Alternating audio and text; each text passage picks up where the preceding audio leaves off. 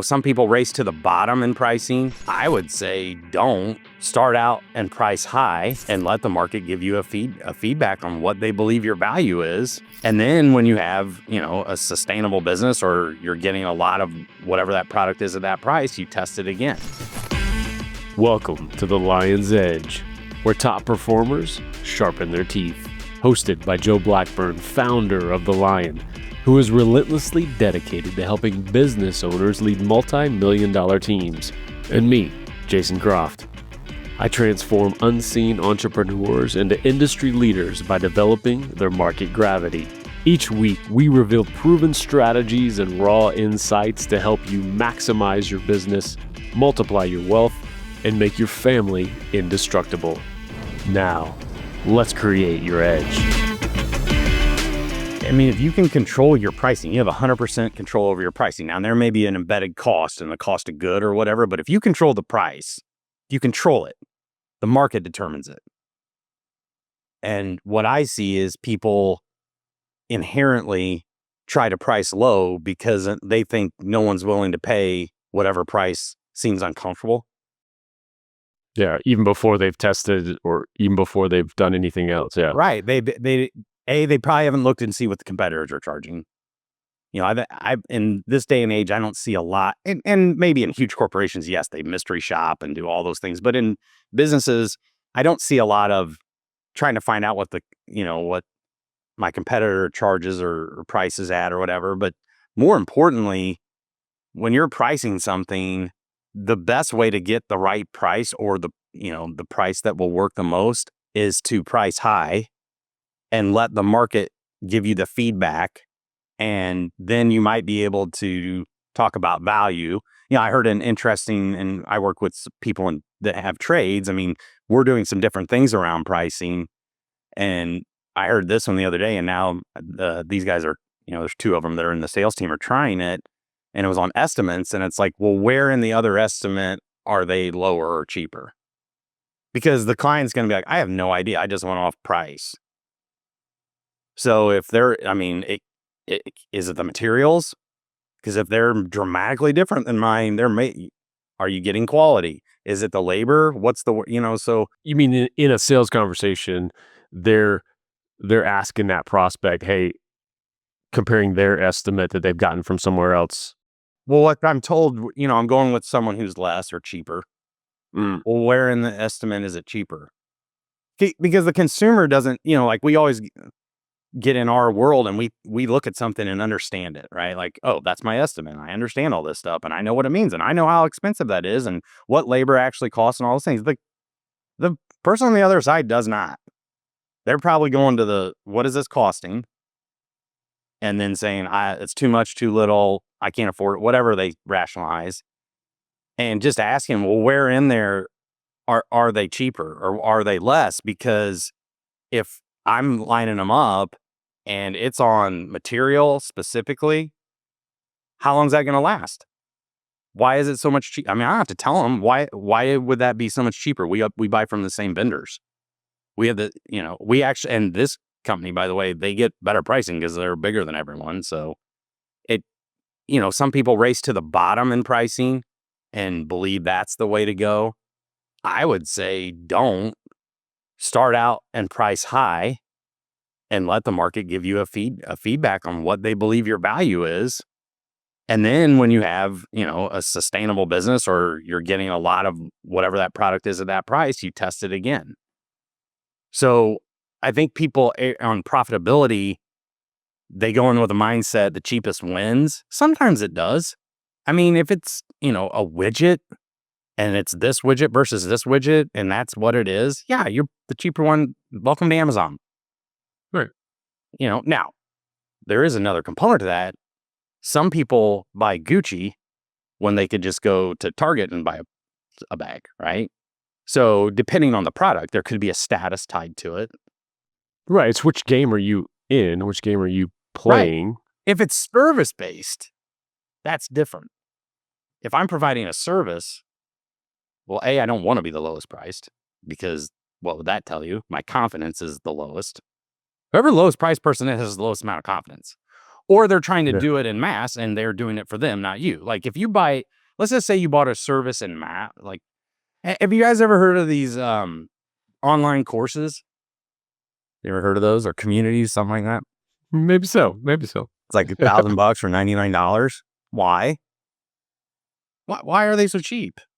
If they work, why are they so cheap? Yeah, either, and that is what runs through your head. Is it because they're trying to get 1 million people in, or do they not believe that they can actually do it? Yeah, it's two ends of the spectrum. Beginner or been doing it so long, brand carries it. This one over here, they make a lot of money. But they also did 20, 30 years of work to get to over here. But if I start here at low price, it's low price, low value. Now, depends. So this gets into a puzzle. Well, maybe that market that they're appealing to can only afford that. So on pricing, regardless, price where it's a little uncomfortable for you, because you can always go to the old, how far apart are we? You can get into a sales conversation if you want to go down that road and start to figure it out. And you probably should figure out why people don't believe it. But most of the people on the line aren't dealing with that side of the spectrum. They've been around, they're doing business. I still think people just inherently think that's too much. And I would never go with your intuition on too much. I would go with what the market tells you. If you're really wanting to be profitable, let the market tell you. The people that you actually have in your pipeline say that, versus you thinking it. Because here's what's happening is, and this has happened to me. Lo and behold, are we on like mistake number 2? I've only made 2. If someone just immediately says yes and says nothing about the pricing, what message did I just receive? If they're like, I'm in, here, invoice me. Yeah. What's the message I just got? Too low. Yeah. They think they're getting a bargain, and they might be. But if you're, and this is, there's different sides of the business. Client results are number 1. Marketing and profitability and all those other facets of business. But to me, if I'm operating the business, this is talking about the business, not the client. That's a feedback that, I didn't get they didn't say anything. So I don't know if they think it's fair, if they think it's low, if they don't care, or they have so much money, they just write that. So I have to do some work to figure out where my pricing points are. And if you're running something that has lots of offerings, maybe you don't have the time and capability to do that. That's why in the line we talk about Gusher. I'd find that out on my Gusher. Like the thing that is the most profitable that I do with unconscious competence, I don't have to think about it. I just show up and do it, and I'm great at it. I'd want to know the pricing on that. When we started offering an immersion at $120,000, quite frankly, I was like, I don't think people are going to do that. And guess what? They did. And so it just, we were using what we would call bracketing and pricing, where we have a low end, a high end, and the middle. And I was very surprised at the interest and what came on that other side. So what it told me was there is a market for that high level of engagement. When I was just like, oh, I'm bracketing pricing because some marketer thought that was a good idea. It was actually. So I'll give them credit. It works. But it's, I don't know. That's from a profitability standpoint. Start a little outside your comfort zone on your pricing on the high end, and let the market give you the feedback so that you have a real feel for what it is and what could be changed, or if sometimes it's a misconception of what you do, the value provided, all those things. But the first step is price higher than you feel comfortable. Yeah. And there's something aspirational too. When you do that, you work to that. Even if you're a little uncomfortable, I don't know. I don't know if I would buy at that point, but I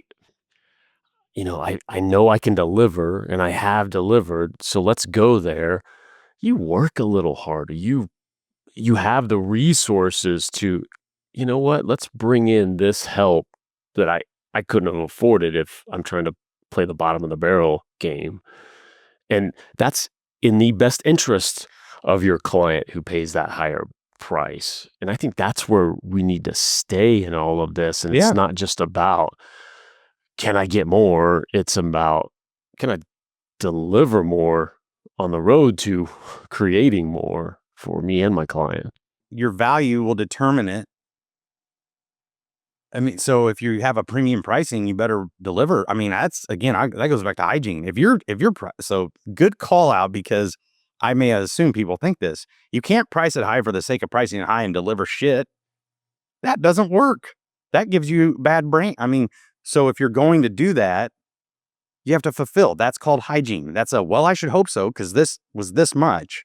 I would just assume that's going to happen because it's premium on my pricing. Now, you may have other offerings, and that's the other end of that spectrum, by the way, where I think people drop the ball, is they don't differentiate between them, and people end up, downselling, and then people are really pissed off, because I would bet your What do you mean? well, I would bet your marketing and your results aren't always reflective of your lowest common denominator offering. It's like if I would expect premium experience for, basement pricing, that's a problem. Well, again, that goes back to know the game that you're playing. Yeah. Right? If you're playing mass market, I want millions, you can play that low price game depending on what you're selling, and know that this is where people's heads are with what you're selling at this price point, and be aware of that. For most of us, I think, listening, who you're working with, we're looking at that other end of the spectrum. We don't need millions.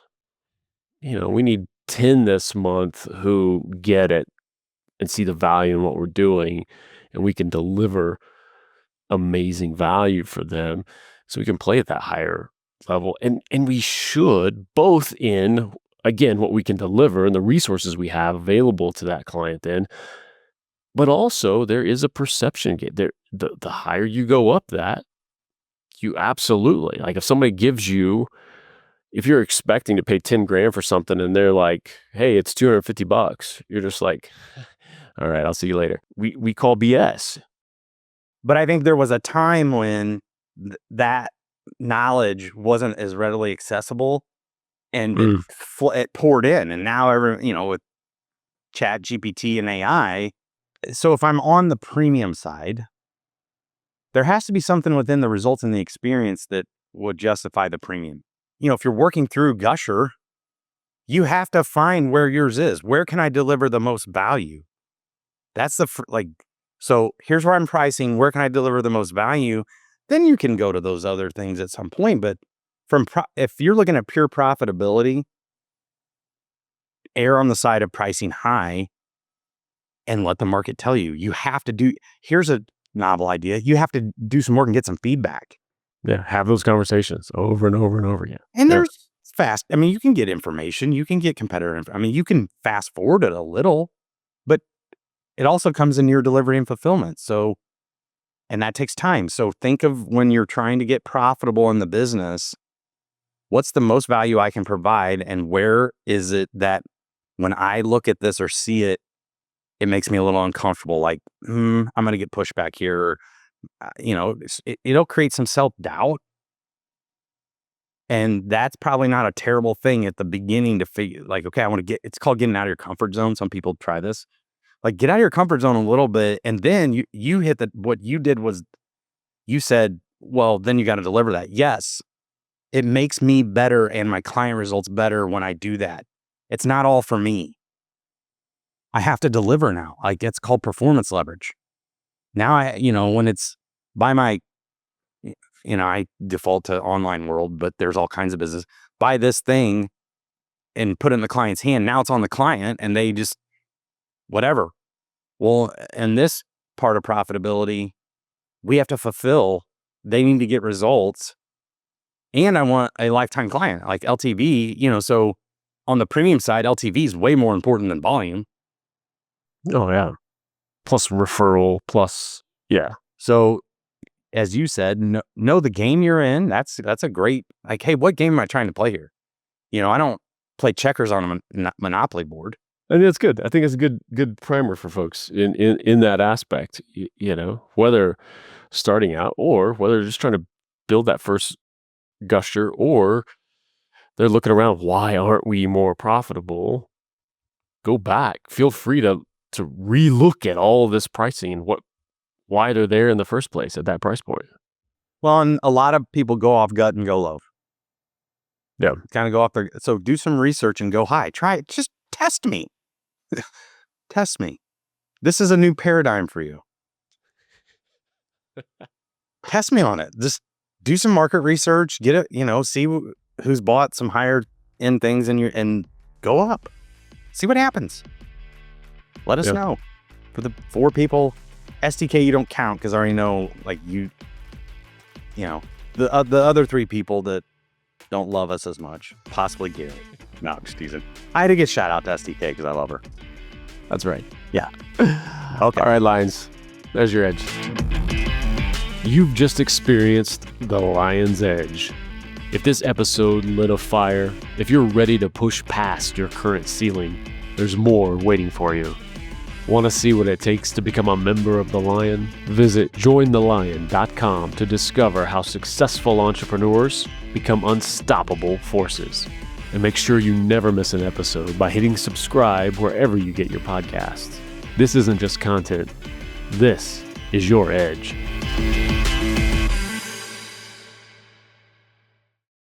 This show is powered by Media Leads. Tired of being overlooked in your industry? Learn how market gravity can transform you into the leader everyone's talking about by going to MediaLeadsCo.com.